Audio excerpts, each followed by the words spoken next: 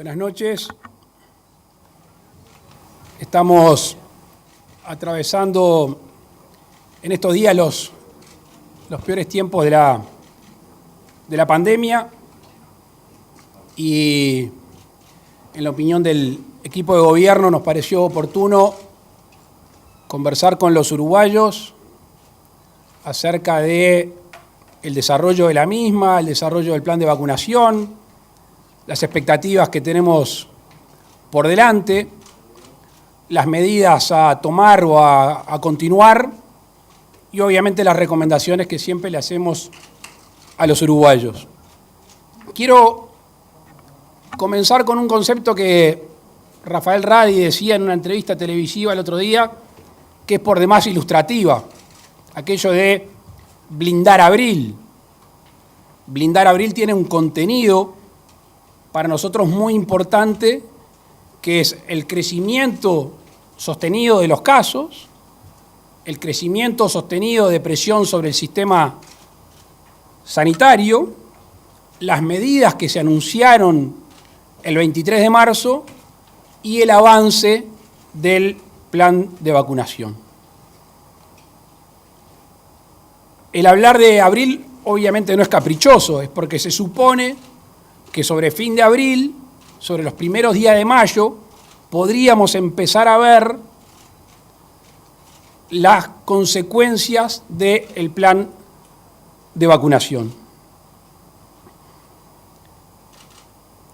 Por eso es que el plan de vacunación, que después el ministro Salinas le puede contestar algunas preguntas más puntuales, ha ido avanzando desde el día del inicio por los sectores más expuestos y por los sectores más vulnerables. En ese sentido, me gustaría compartir con ustedes que sobre la última semana de abril vamos a tener 860.000 personas vacunadas con la primera dosis de Sinovac. Sobre fin de abril, 550.000 de ellas van a tener la segunda dosis. Y en el mes de mayo, el resto quedan vacunados con la segunda dosis.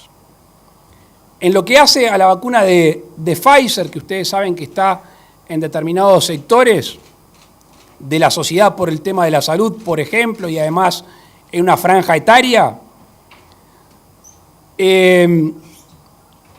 esta semana van a quedar vacunados con la segunda dosis aquel personal del CTI, emergencias médicas móviles, etcétera, que hacen al primer cinturón, al más expuesto de la salud. Van a quedar en la tercera semana de abril los LPM, que son casi 30.000 personas con la segunda dosis. En la primer quincena de abril van a quedar 110.000 personas mayores de 80 con la primera dosis. Y también en la segunda quincena de abril, este grupo que se está abriendo, que es el de 71 a 79 años, lo que lleva aproximadamente a 160.000 personas. Eso en cuanto al plan de vacunación y al avance, que dicho sea de paso, y creo que lo que abunda en este caso no daña, hay que reconocer que la planificación de la vacunación y la puesta en práctica de la misma tiene una gran satisfacción por su calidad técnica, pero también por la calidad humana de los vacunadores a lo largo y ancho de todo el país. En cuanto a los CTI,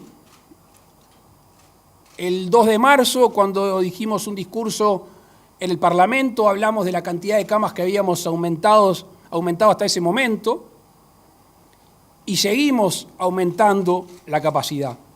En estos días, en contacto con el SUMI y con información que se maneja desde el Poder Ejecutivo, tratamos de aunar los números, de tener la misma información, el porcentaje de ocupación, las camas disponibles, las camas utilizadas por concepto de COVID.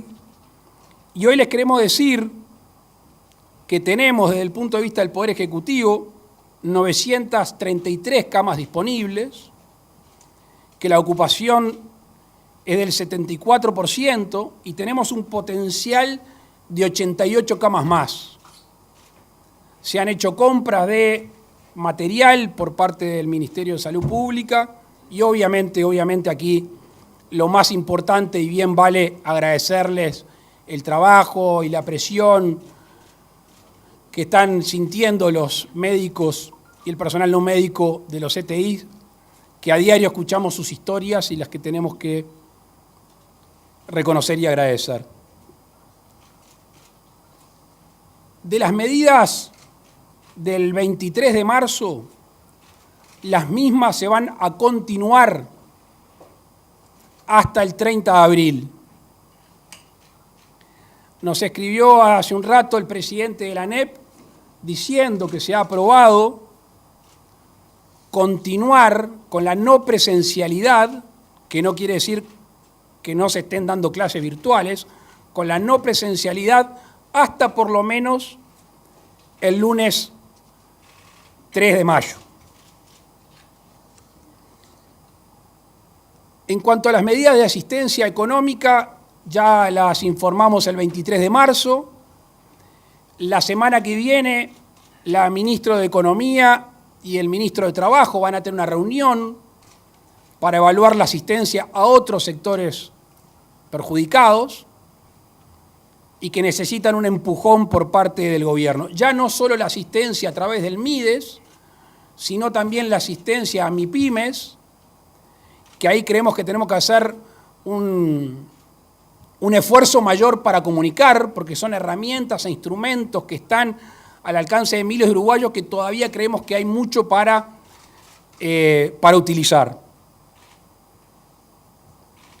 Quiero detenerme un instante también en algo que ha sido muy comentado por ustedes y como saben a esta altura el gobierno ha tratado de dar la información más clara y transparente que tengamos al alcance, que no está exenta a veces de errores. Y cuando se ha cometido un error, se ha tratado de analizar la razón del error, enmendarlo y compartir cómo ha sido esa enmienda y qué resultado tenemos. Y estoy hablando de casos sensibles.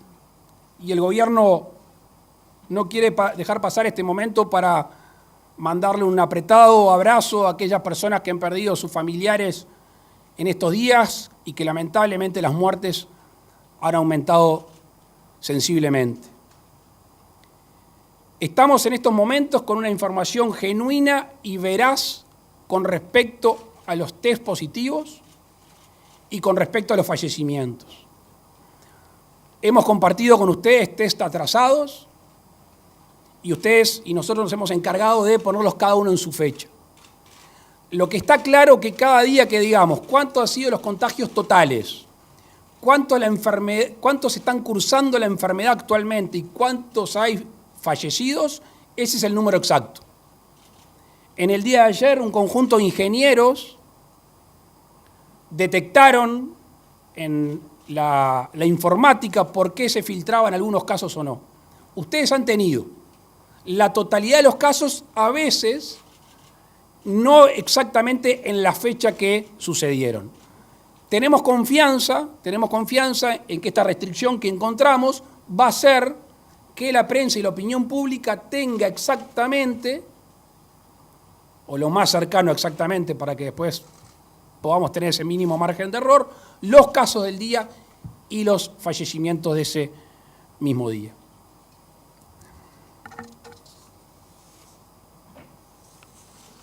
Quiero también aprovechar, quizá alguno de ustedes me pregunte, pero quiero aprovechar a algo que para nosotros es muy sentido y que nos ha ayudado mucho. Nos ha ayudado a aprender sobre la marcha a pocos días de asumir. Con la gente idónea del Ministerio de Salud Pública conformamos el GACH. Ustedes lo conocen, creo que el Uruguay todo les agradece y los reconoce. Que a veces se simplifica en esta vida tan vertiginosa que vivimos, que el GACH es quien propone o no medidas. Me atrevo a decir, sin temor a equivocarme, que el trabajo del GACH, el 80% del trabajo del GACH, ha sido mucho más que recomendar medidas. nos ha enseñado, nos ha ilustrado, gente que venimos de otros palos, que venimos de la política, de las leyes, acerca de esta pandemia, que dicho sea de paso nadie sabía. O sea, ha habido un doble trabajo por parte del grupo honorario, asesor científico honorario. Es investigar, analizar, leer, ir aprendiendo y al mismo tiempo trasladándonos a nosotros la información necesaria para tomar las mejores decisiones. Por supuesto, y esto lo hayan declarado ellos, y quizás sea redundante, pero las decisiones políticas son del gobierno. Las decisiones sobre las medidas y el resto son del gobierno con un invalorable asesoramiento por parte del GACH, del Ministerio de Salud Pública, de ACE y la gente que está y es idónea en el tema. Por ahora es todo lo que teníamos que informarles, conversar con ustedes y, por supuesto, como siempre, estamos abiertos a las preguntas que quieran hacer. Solicitamos, por favor, que antes de formular la pregunta se identifiquen y mencionen al medio que representan. Muchas gracias. Buenas noches, presidente. Victoria Pereira, Radio Monte Carlo. Quería consultarlo con respecto a las clases. ¿Cuál sería la situación sanitaria en la cual sería indicado el retorno? Y consultarle si existe un plan pensado a largo plazo para trabajar en algunos factores, como por ejemplo que dificultan la virtualidad de las clases, que pueden ser no solo problemas de conectividad, sino también problemas con alumnos de contexto vulnerable, alumnos que tienen problemas de aprendizaje, dificultad de aprendizaje, padres a los que se les dificulta acompañar a sus hijos en el seguimiento de las clases. Le consulto esto en caso de no retornar en breve a las clases. Gracias. Te agradezco la pregunta porque les consta que siempre intentamos mantener la educación presencial dentro de lo posible. No quiero volver a algo que ya hemos dicho. 22 de abril, el año pasado, escuelas rurales, en 3 etapas en junio, la vuelta a la presencialidad del resto de la educación. A ver si soy claro. Si puedo ser claro, puedo expresar, claramente decir por qué. Cuando empieza una presión social con razón de los padres, de docentes, no docentes, de la comunidad educativa, es decir, en las escuelas han habido contagios, el dato que teníamos era que el 2,5% de los contagios eran en los centros educativos. Ese dato creció, y no solo creció, sino después, cuando hay circulación comunitaria del virus, ya es muy difícil determinar si es en la educación o no. El sistema educativo, que primero trata de un sector de los uruguayos más sensibles, que son los niños, además mueve en el entorno de 1 millón de personas. Como tenemos la posibilidad de la presencialidad, la posibilidad de la virtualidad, con los defectos que tú mencionás que son así, y hemos tenido en estos días Antel y tantos otros tratando de asegurar conectividad, dijimos, ese sector donde se mueve mucha gente, donde hay vulnerables, es lógico que pase a la no presencialidad. Y ahí la segunda discusión, que me parece acertada la decisión que se ha tomado. El ir a clase, el estudiar necesariamente trae aparejada una rutina, ¿verdad? Que no es la rutina de los niños solo, es la rutina de sus padres, es la rutina de toda la familia, todo el mundo vive en torno a la educación de los chiquilines. Entonces, ¿cuál es la decisión de fin de abril? Porque si yo hoy venía a hablar con ustedes y el CODICEN, la ANEP hubiera decidido, vamos hasta el 19, sin presencialidad, capaz que el 19 los chiquilines los mandamos una semana y después tienen que volver atrás. ¿Qué es lo que queremos hacer dentro de la incertidumbre nacional y mundial? Si realmente queremos blindar abril, vamos a asegurarnos que no haya presencialidad, que las familias sepan desde ya que hasta el 3 de mayo van a estar dentro de un sistema de virtualidad para después, esperemos que así suceda, el 3 de mayo ya arrancar todo el año. Buenas noches para todos, buenas noches. Presidente, secretario, ministro.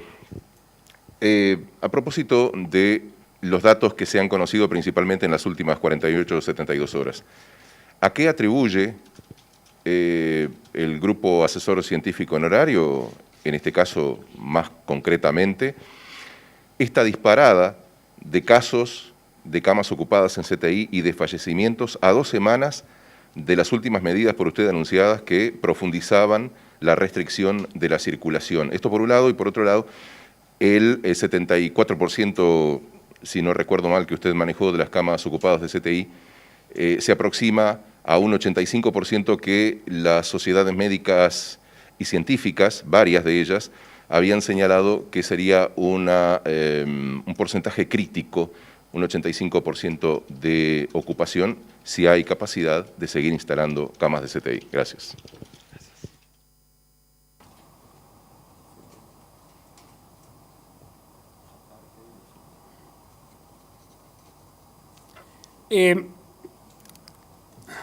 Esto se lo pueden preguntar quizá mejor al GACH.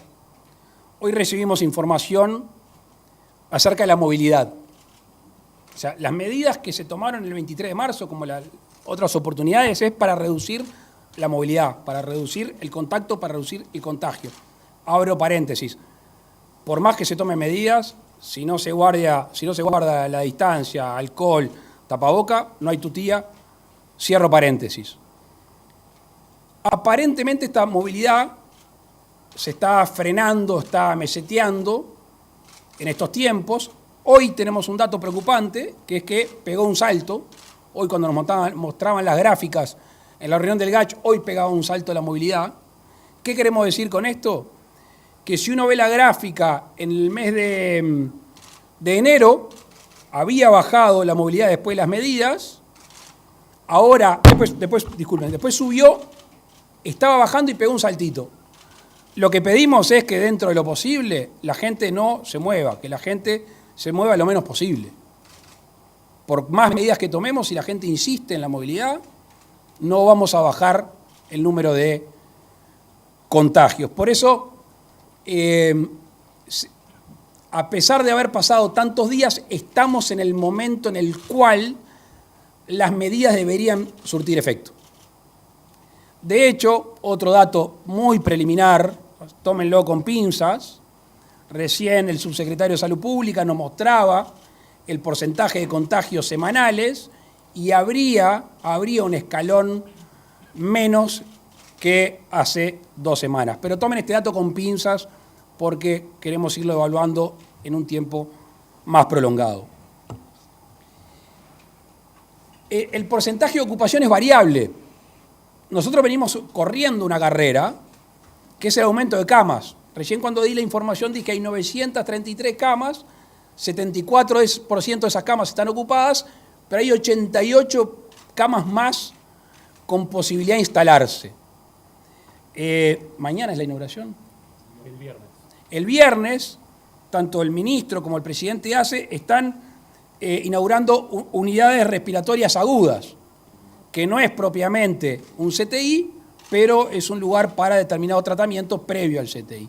Se está inaugurando el INOT, se instalaron otras 4 camas en el interior, va a seguir así.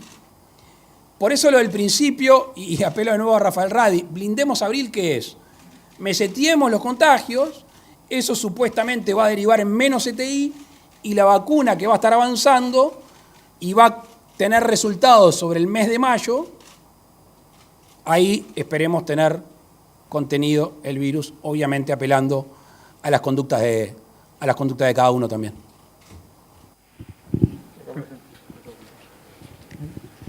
Buenas noches, presidente. Santiago Carbone, de Agencia EFE de Noticias. Quería consultarle el otro día, en una entrevista, el doctor Radi hablaba sobre las complicaciones que puede tener para Uruguay la frontera con Brasil por las distintas cepas. Teniendo eso en cuenta, si el gobierno se estuvo pensando en el tema y cómo piensan solucionar esta problemática de aquí a futuro pese a la vacuna. Y se mencionaba hoy también en la reunión que tuvimos con el GACH el tema. La frontera con Brasil tiene algunos puntos que son frontera seca y hay vida binacional.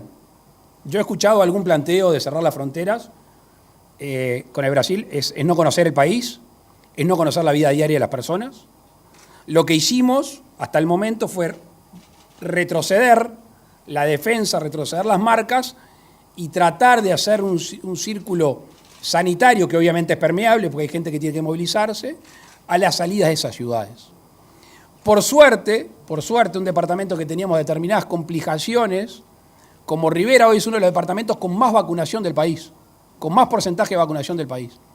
Eso sumado a lo que corre para todo el país, que es reducir la movilidad y la protección personal con las medidas no farmacológicas, debería ayudar donde hay una cepa que amenaza, pero que hoy esa cepa, y decime si me equivoco, es una cepa que está presente en todo el país, ya no solo en la frontera con el Brasil. Buenas noches a todos. Leonardo Silvera de Telemundo, Canal 12. Presidente, preguntarle sobre lo que se ha manejado la semana pasada y hoy, si estuvo el tema sobre la mesa en referencia a la cepa P1. En otros países se habla de una segunda pandemia a partir de la llegada de esto. ¿Cuál es el escenario que se maneja para Uruguay? Se ha hablado de la afectación a niños. ¿Eso implicará una vacunación más adelante a menores de 18? A usted le hago una sola pregunta, pero no me dijeron a los demás. Entonces al ministro le pregunto si hay definición sobre la vacuna de AstraZeneca. Gracias. Yo le dije que venía esa pregunta. A ver.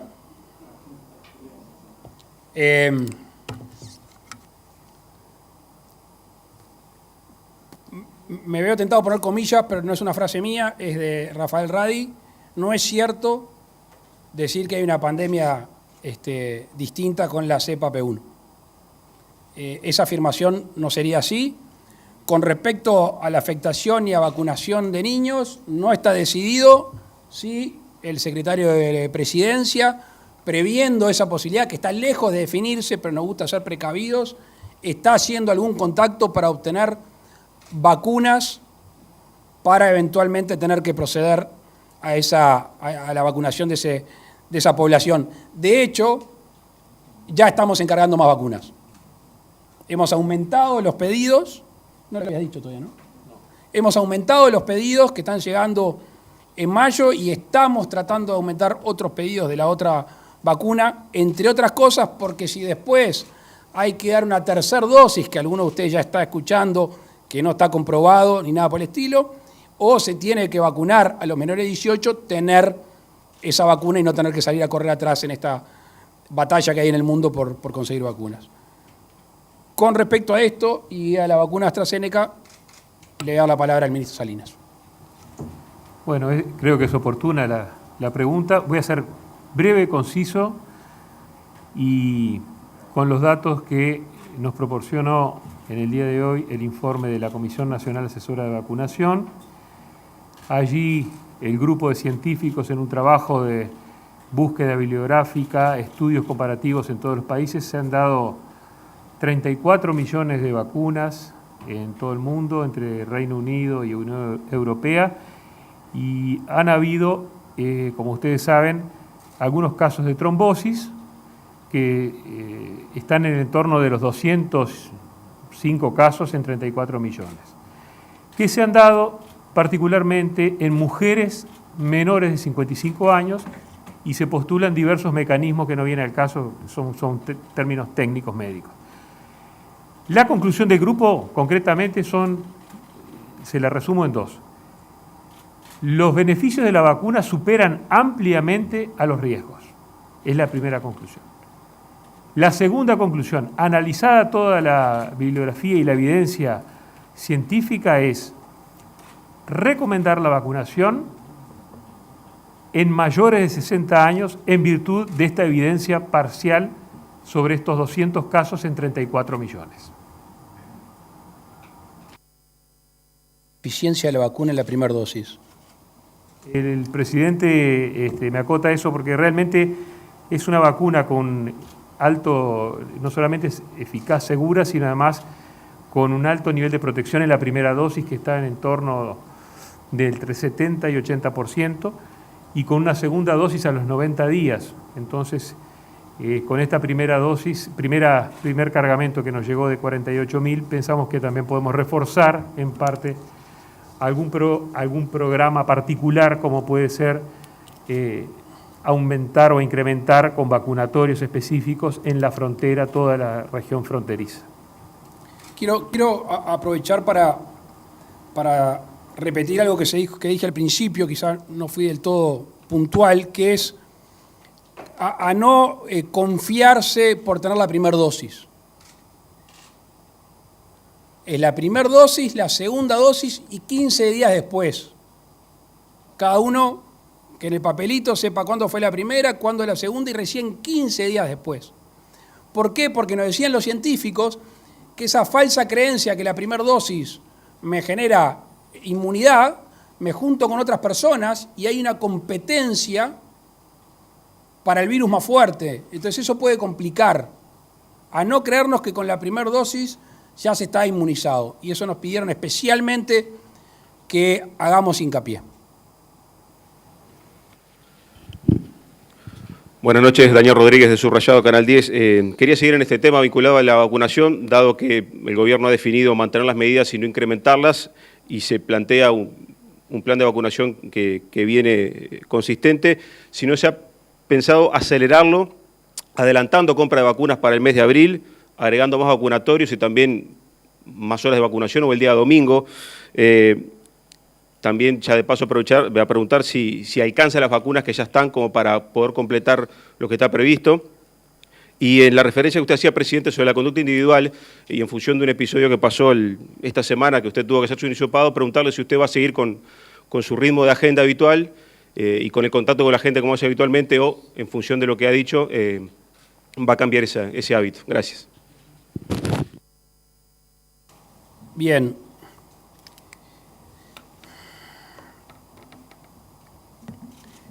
Nosotros tenemos un número de vacunas, el total, que excede a la gente que vamos a vacunar hoy.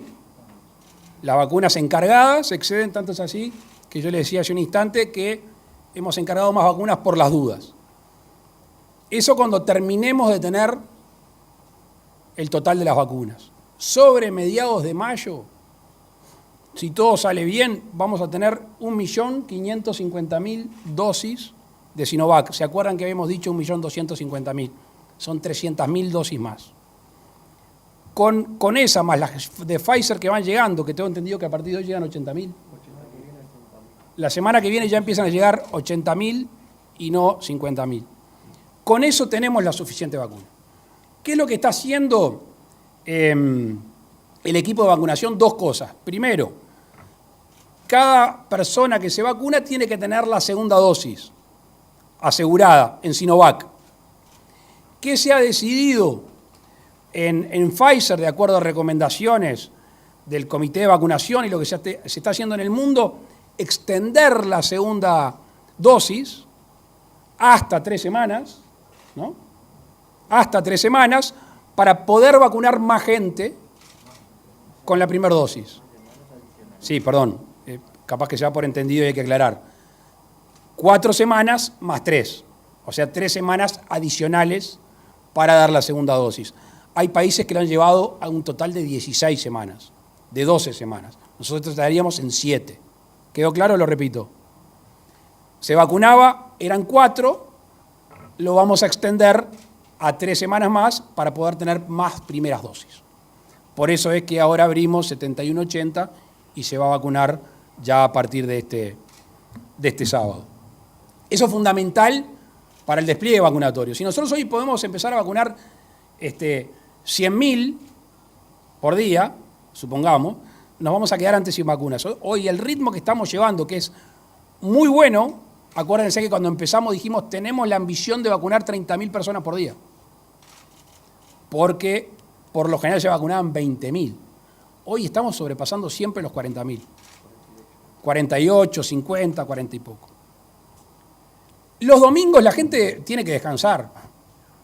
Habrán visto los horarios extendidos que tienen los vacunadores y están del mismo humor con el primero y el último. Hay que reconocer esa atención que han tenido. En algunos días se va a empezar a vacunar los domingos. Se han agregado vacunatorios y va a empezar a vacunarse los domingos. Pero hasta el momento, con la cantidad de vacunadores, con la cantidad de vacunatorios, preferimos que el domingo tengan su día libre, que merece para juntar fuerza para el lunes arrancar con todo. Con respecto al episodio del día que me fui a vacunar del Maciel, tienen razón. Y como tienen razón, y yo tengo una forma de ser, que ustedes me conocen ya hace mucho tiempo. Yo, si hay un uruguayo que me quiere saludar, me quiere criticar, me quiere traer una carta, o se quiere sacar una foto, yo no le voy a frenar. Yo no tengo un custodia en el medio. No lo voy a tener nunca. En virtud de eso, hoy tenía una cosa que para nosotros era muy importante, es un compromiso hace muchos años, que era la piedra fundamental del Hospital del Cerro. Es un compromiso electoral de hace muchas campañas y que hoy lo hacemos realidad. Hoy suspendí la ida. ¿Por qué? Porque si venía alguien en el Cerro a criticarme, a saludarme o a aportarme una idea, yo no le iba a poner una persona en el medio. Con lo cual, como tú bien decías, he decidido salir menos, que me cuesta, no me gusta, pero es lo que tengo que hacer en estos días. Acá, buenas noches. Amanda Muñoz, periodista de La Diaria. Dijo que la semana que viene va a haber una reunión entre el ministro de Trabajo y la ministra de Economía para dar ayuda a algunos sectores perjudicados. Quería saber si puede adelantar cuáles son algunos de esos sectores en los que están pensando. Y si se me permite una segunda pregunta, el nivel de testeo de PCR, por lo que sé, está bastante saturado. No sé si es la palabra, pero hay demoras en hacer los test y en entregar los resultados, y se había implementado la solución de los test de antígenos, pero todavía no está operativa, digamos. Quería saber por qué y cuánto demora. Saturado no está. Hoy al principio de la conferencia dije que teníamos algunos errores, no en la cifra total, sino en el día que se le adjudicaban los casos. Ustedes saben bien, tienen que andar sumando, nosotros tenemos que hacer lo mismo.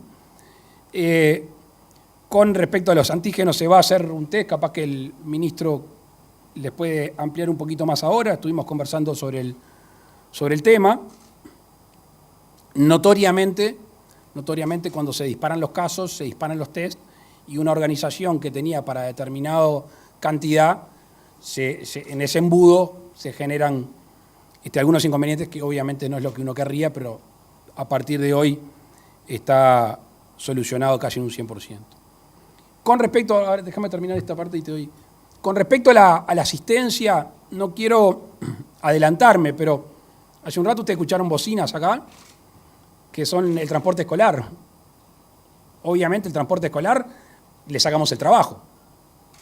Ya el año pasado tuvieron algún tipo de asistencia porque tuvieron muchos meses en los cuales tienen que pagar el seguro, tienen que pagar la patente, tienen que pagar las cuotas, bueno, todo lo que ustedes saben que genera alguna actividad perjudicada, sobre todo el que no tiene capacidad financiera, que son por lo general los medianos y los más chicos. Entonces, hay sectores de la sociedad que apenas uno mire va a ver que son los perjudicados, los artistas. Ahí tenés un sector de la sociedad. Estamos analizando con la ministra de Economía y con el ministro de Trabajo una asistencia. No es la primera vez que se hace. Y hay otras medidas que no son sectorizadas, que no las quiero adelantar yo porque las está terminando la ministra de Economía con el ministro de Industria, que hacen a la vida diaria de algún insumo de los uruguayos que va a tener un tratamiento especial justamente por estar en un momento complicado de la pandemia que tiene consecuencias negativas económicas en la vida de la gente. Así que la semana que viene, entre lunes y miércoles, y quizá otro día más, van a tener anuncios de la ministra de Economía, el ministro de Industria, anuncios de la ministra de Economía con todo su equipo en base a, a las medidas para la micro, pequeña y mediana empresa, y una reunión del ministro de Trabajo con la ministra de Economía para una asistencia puntual a estos sectores que han sido más perjudicados. Con respecto a los test antigénicos, se hizo una ordenanza respecto del uso en mayor proporción y están disponibilizados para todos los prestadores, tanto públicos como privados. Son muy útiles, con una elevadísima sensibilidad, y esa normativa le da el marco para su utilización. Es un mecanismo endpoint, como quien dice, en 15 minutos, 20 minutos se tiene el resultado, entonces tiene una gran utilidad, particularmente en casos sintomáticos y en brotes. Y los estamos usando realmente en forma asidua, bastante más, se ha tomado confianza en el método. Y quiero adelantar un punto más, que estamos analizando un nuevo test antigénico, que ya no es un hisopado nasofaringio, sino es un test nasal exclusivamente, que tiene elevadísima sensibilidad y lo estamos validando por el Laboratorio de Salud Pública. Cuando ese test esté disponible, vamos a determinar cuál va a ser el uso y el destino específico, concretamente. Quizás tengamos que pensar en que se pueda disponibilizar para el uso con compra directa por parte del usuario. Quizás. Tenemos que estudiar qué tan sensible es, pero estamos en eso a la vanguardia. Hace 15 días que esto se impuso en Europa. Estamos validando acá en el Laboratorio de Salud Pública contra PCR y si todo resulta bien, quizás sea algo significativo. Que en estas circunstancias, no me quiero elongar porque presidente concreto y yo, pero en este momento quizás no es tan importante o no deja de ser importante el número de test o saber quién es positivo, sino que si sos positivo o no sos positivo y rápidamente guardarte. Y eso es lo importante. Entonces, ponerlo a disposición de la gente y si tiene una duda, salir de la duda y no tener demoras, me parece que eso es excelente si podemos lograr validar este test rápidamente. En este momento hay que concentrarse en algunas cosas importantes por una transmisión comunitaria sostenida, que es el control de brotes, el control de casos graves, el monitoreo del sistema de salud y el monitoreo de camas críticas y de cuidados moderados. Tenemos que proteger a la población vulnerable y la estrategia es la vacunación y en ese sentido acelerar el ritmo de vacunación que ya se ha detallado profusamente, o sea que no voy a entrar en más detalles. Las autoridades reciben las dos últimas preguntas para esta conferencia. Buenas, ¿qué tal? Camila Gemi de Brecha. El doctor Ciro Ferreira declaró a Brecha que en el hospital de Tacuarembó se reportan alrededor de 30 casos diarios y que se informan a tiempo. Mi pregunta es, ¿cómo se puede explicar que luego de que se reporten 30 casos diarios, en el informe del SINAE se reportan entre 2 a 13? Y esto viene conectado con la pregunta de cuál es el proceso de manejo de datos desde que un hospital reporta un caso positivo hasta que es informado a la noche en el SINAE. Muchas gracias. Sí, pero ¿lo quiere contestar usted? Proceda. No, es procedente la pregunta. No conozco las declaraciones del doctor Ciro Ferreira con su personalidad propia. El tema es, como le decíamos antes, que todos los positivos, respecto al informe de casos positivos, cuando venían los positivos de distintas fuentes, laboratorios, prestadores y historia clínica electrónica nacional, se compagina un Excel que se tiraba contra la base total de datos para asegurar de que es un caso nuevo activo, ¿correcto? Eso significaba tirar esa base Excel de 2.000, 3.000 casos contra 125.000 casos y esperar la verificación. Entonces aquí es la explicación científica del problema de ingeniería desde el punto de vista informático, que se generaba un enlentecimiento y una demora en la visibilidad de esos casos que de pronto refiere el doctor Ferreira o aún otros directores departamentales de salud. Ahora esto se tira contra una menor cantidad de días y vuelve más rápido, el sistema no se cae en ningún momento y está chequeado y por eso, bueno, tenemos mucha confianza en que estas medidas de corrección del sistema nos den el just in time o prácticamente el just in time de los casos positivos. Igual quiero agregar una cosa, no voy a discutir cifras con Ciro Ferreira, con el cual tengo muy buena relación, y voy a dar por cierta la información que él dice porque él está ahí en Tacuarembó. Ahora, me parece que a todos ustedes les consta que este gobierno ha sido una transparencia total en informar cuando hay aciertos, que es lo que debería ser la norma, acertar, y cuando hay errores. Creo que reconocer un error y solucionarlo es parte de la comunicación de este gobierno. Las razones técnicas están explicadas. Lo que le tiene que quedar claro al medio de prensa y a la opinión pública es que nosotros jugamos a cartas vistas y no vendemos gato por liebre. Nosotros decimos la verdad. Somos transparentes y damos toda la información. Esa ha sido la práctica y va a seguir siendo. Y cuando cometamos un error, de la cual no está exento ninguno de los que estamos acá, quédense tranquilos, primero lo vamos a reconocer. Porque si no lo reconocemos no lo podemos arreglar. Y nosotros somos servidores públicos, que es arreglar las cosas para el bien de la población, de eso se trata. Negarlo es soberbia, y con la soberbia no se va a ningún lado. Buenas noches, Pablo Fernández, del diario El País. Presidente, perdone que vuelva al tema de la movilidad, pero me interesaba conceptualmente si usted está conforme con lo que se ha logrado hasta ahora bajar de movilidad y si se está pensando, si las medidas adoptadas para bajar esa movilidad son todo lo que tienen al alcance para tomar o tienen algún otro paquete de medidas reservados por si la situación se agrava más en un futuro. Si se están manejando algún tipo de multas más severas para aquellas personas que no están cumpliendo. Por ejemplo, recientemente conocimos una fiesta clandestina en Punta del Este que terminó con la expulsión de uno de los organizadores, pero no sé si ese proceso se puede llevar a la justicia con algún juicio más penal o alguna multa más severa. Si se está manejando desde ese punto de vista alguna decisión más fuerte. Bien, no estamos conformes. Obvio que no. Hoy estuvimos estudiando la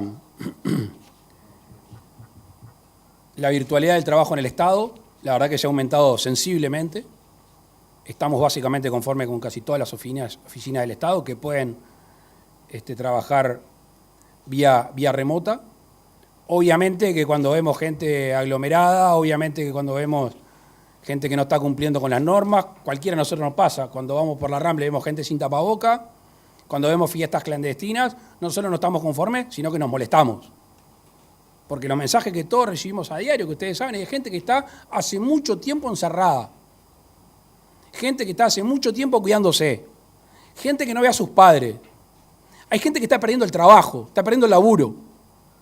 ¿Por qué? Por otros que no se comportan solidariamente con el resto de las personas. Entonces no estamos conformes. Desde mi punto de vista, las medidas tomadas son suficientes si se cumplen y además se tienen los cuidados. Profundizar en otras medidas que se han sugerido traían aparejados proyectos de ley. Y además de proyectos de ley, traería aparejado la vigilancia y la sanción por parte del Estado. ¿Por qué? Porque si uno dicta una medida que se la lleva a la ley y esa ley no se hace cumplir, es peor que la no existencia de la misma. Yo hace muchos años aprendí que las leyes tienen que ser flexibles de cumplimiento rígido y no leyes rígidas de cumplimiento flexible. Si este gobierno impulsa un texto legal es porque lo va a hacer cumplir. Va a ser bien fácil. Hablan de toque de queda. Primero, para que haya toque de queda, que es un nombre que técnicamente no existe, tiene que haber una ley que así lo indique. Porque estamos coartando la libertad por razón de interés general y eso tiene que ser por ley. Ahora, cualquier persona que salga de noche va a ser sancionada. ¿Delito de desacato? ¿Una multa? Cuando se habla de toque de queda, ¿qué es lo que se quiere en realidad prevenir?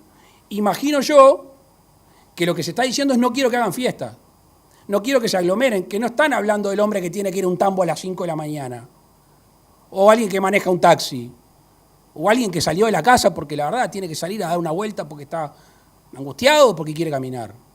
Y bueno, la ley para evitar las aglomeraciones, la ley para intervenir en las fiestas clandestinas están.